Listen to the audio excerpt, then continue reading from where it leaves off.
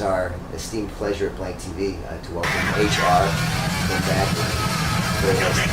You know, I speak Brian, speak Lucia. Greetings in the name of His Imperial Majesty and praise Lord, King of Kings and Lord of Lords, conquering land in the tribal Judah, Yehuda, Judah, Josephi. And I also would like to thank you. It would be an honor and a privilege to do this interview with you, Joel, and Brian, and his brethren, of course, naturally.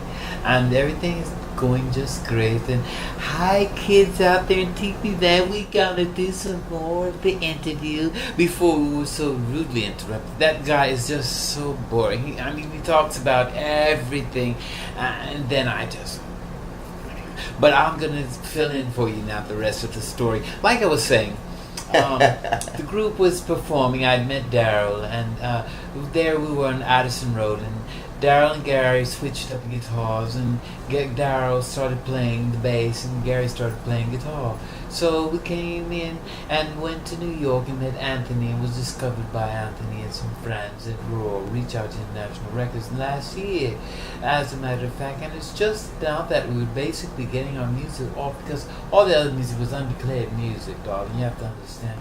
I don't want to be boring to you. Am I boring to you? No, we're listening. Certainly I'm not boring to you. Certainly. Are you excited at our shows? Very much. We would love to play soul, reggae, hip hop, rock, groove music. It's a new sensation. It's phenomenal music, outstanding. We want to play more reggae, but we do like to excite the people a little bit.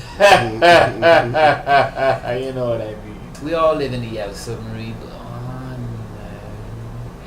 And every season has a reason, every reason has a season. And then, of course, I did recently go through a transfiguration myself. And leaving Baltimore, going into D.C. was a bit entertaining too for me. Coming out of Serbia, we did a tour. We were in Serbia, and we played the No Exit tour. Over 100,000 kids showed up. My goodness, can you believe that, boys? 100,000 people went to see the brides. And then we played in Italy, and then yesterday we were in Anaheim at the House of Blues. It was packed, sure. I didn't get a chance to see Angelo though. But hi, Angela, I miss you. No, what? Hi, I miss you. Daddy loves you. Don't worry about it. And Kurt Baker. Darling, don't worry about anything. I'm yours. It's quite all right. But I do want to say one thing. I don't know who that baseball player is, but somebody better say something to him, because my head is not a baseball, all right? Are you talking about Roger Clemens? Whatever his name is. But please, go on. Well, I'd like to ask you a question. In my troublemaking days, I think it was in 85 or 86 when Against I came out, we were running around in Boston with this cassette, and everyone was going, this song, Sacred Love. Mm-hmm. This guy sang this song. Mm-hmm. He sang the lyrics over the phone while he was incarcerated, and it became legend, myth, real or not real. And can you please just tell us the story about that, if you may? Certainly, it was a mere informality. I wasn't actually incarcerated. What it was the Holy Youth Center from Occoquan, and some of the boys were getting together, and they were preparing me for the this position. They knew that I was in Champion, and they released all forms of brutality, but they wanted me to go through an equivalency program test to make sure that I understood privileges that were administrated unto me. And being, of course, an offspring of the supreme value, I then began to question some of my superior officers, and I asked them for permission to do some more recording in the studio. They said, well, brother, do you realize what you just been through? And I said, oh, please, come on, man, give me a break. And so I talked to Anthony on the phone, and we did a little bit of screwdriving work there, and Ron, my goodness, the saint, bless my soul, bless everybody. So came through, and he said, okay, well, HR, I think what we can do is you call me at a certain time on the phone, I'll play music on the phone, and you can sing. Well, I could barely hear the music, but it was in my heart to sing that song. And I fell in love with this young girl. We were so in love. Well, forgive me for a moment, sir. Certainly. I got a phone call there. Sir. Yeah, man. Rastafari, bless up. What you saying now, my man? Yeah, man, me just cool all the while. Me here doing the interview with some next youths from Boston, you know? Rastafari, bless up. So y'all come through? Alright. Bring me a strawberry smoothie, no, man. Yeah, man. Okay, as you were saying. So Well, I think you were coming down at the tail end of the behind the scenes of the Sacred Love recording. Yeah. Well, anyway, I had met a friend, Franz Fan, and he introduced me to the lifestyle of a superstar that might be impatiently abusing himself.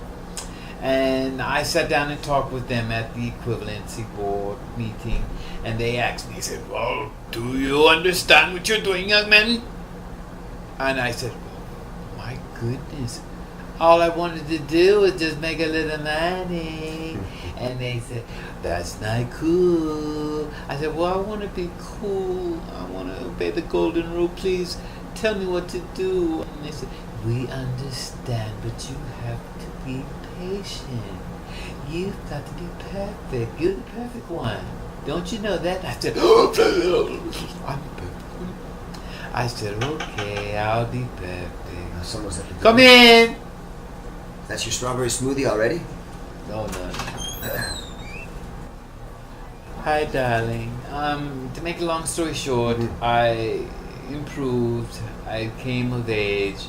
I understood Franz Fanon. I just completed my series of the Andrew Carnegie Think and Grow Rich. Is that where PMA started? Yes, it was in the Laws of Success. The theory, a young man by the name of Ross Michaels had started a theory of the Rastafarian culture. And in that theory, he had to have formulated a thesis. And once the thesis was formulated, he then had to go into a theological explanation. And after his theological explanation, he then had to submit to the proper authorities whether or not it was an actual law. So there were a whole bunch of dudes going around with dreadlocks, but to our prevail, the seven seals were opened. And it did create within us a firm desire to want to become one family, and that's what counts the most. So we'll rise above the other stuff, whether it's man-made or God-made or government-made or whatever, homemade. We're not going to worry about it. And here we are today. Something for the younger people who watch your channel. You know, with the kids with the mohawks and everything. But oh my goodness, mohawks! Punk rock, mohawks, the style. Ooh. Can you imagine a dread with mohawk? What was I thinking? Do you want to see the original picture? I brought a picture. Did you like to see it? Oh, I'd love to. Okay, let me go get a picture. 1977. Look at these guys. And here we are in 2010, and who would ever believe we'd still be alive? Exactly. But what's going on now? You're in the studio now working on new material. Who are you working with?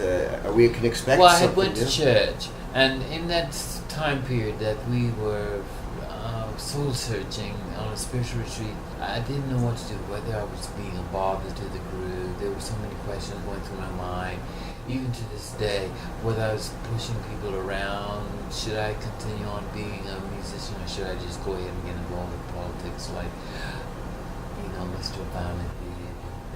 Say, yes we can, and yes we did, and yes you are, and yes I am, and I am what I am. Brothers and sisters, we are here today to bestow unto our people a nation that can blossom, a nation that will improve, a nation of nations in the graduation party coming up ahead. Come on. I said, there, get you. Okay, here we go. Well, I had went to the White House and the Eagle Minds March. Some of the brothers there in response to the Sisters March, and so we brothers came together in harmony. We weren't exactly exalting our homosexuality.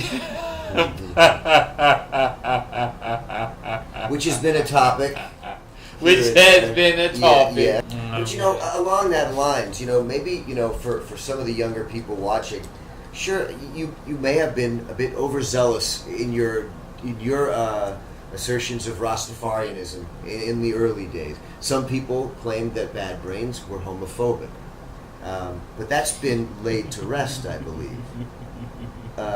And you commented that people, it could be someone who's a Muslim or someone who's a Krishna. So when they in the beginnings, when they're young, they may have been a little hasty in some of the way they've approached it. Do you want to just touch on that topic at all? Well, certainly. I had been led and raised by a Muslim brother, but his father was a Christian. Elijah Muhammad believed in himself, and he'd watched this child of his blossom. But the child was sent to him by a dignitary who wanted to be the president. Well, he's the president now, and the disciplinary raised the child. The child was me. So I graduated from USC about 10 days or 12 and a half years old, and went to the hospital and had several operations and enlarged certain parts of my body and on and on and on. And to make a long story short, I took control of the situation, and I just put down my big-headed self and say ole ole.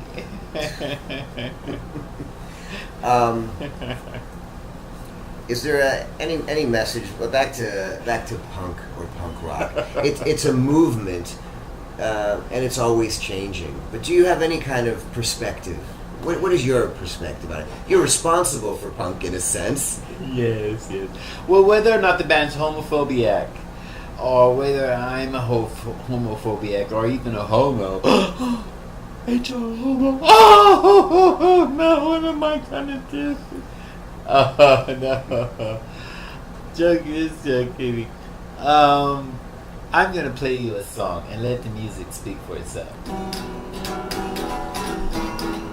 An HR exclusive on Blank TV, August 21st, 2010. Okay. This one's called We Belong Together.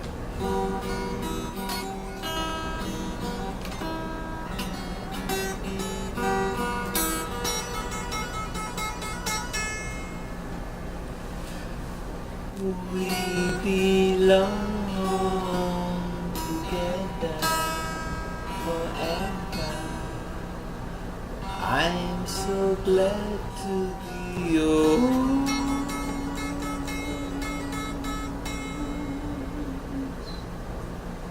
Hey there, baby. I didn't ever enter your mind. That it's a good sign, and every time we get together, it reminds us of sweet September. That's a good sign, and it's a good sign. We belong together forever. I'm so glad to be yours. We belong together forever. I'm so glad to be yours.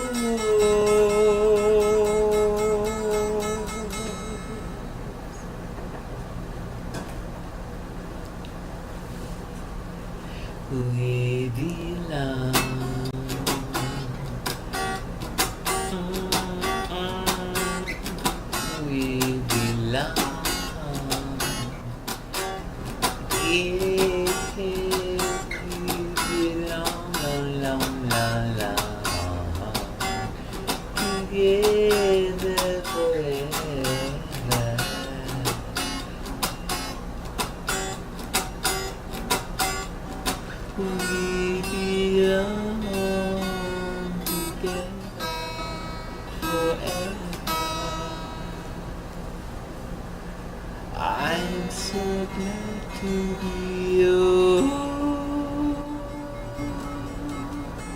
We belong together forever. I'm so glad you are mine.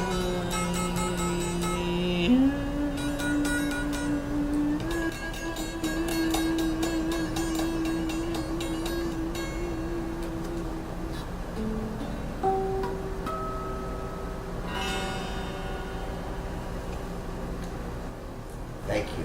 You're welcome. Thank you very much. Yes, sir. It spoke for itself. Ladies and gentlemen, at his request, Joe's request, I'm going to now give you a big shout out. Big shout out from Blank TV. This is HR with dangerous music for dangerous people, which is not how I truly think of us as being. But nevertheless, we're going to ask him to explain that later, and I'm quite certain he will have something to say too to add to this section. So you be good boys and girls, quote unquote, from the Most High, Rastafari. Thanks. Okay. Right on.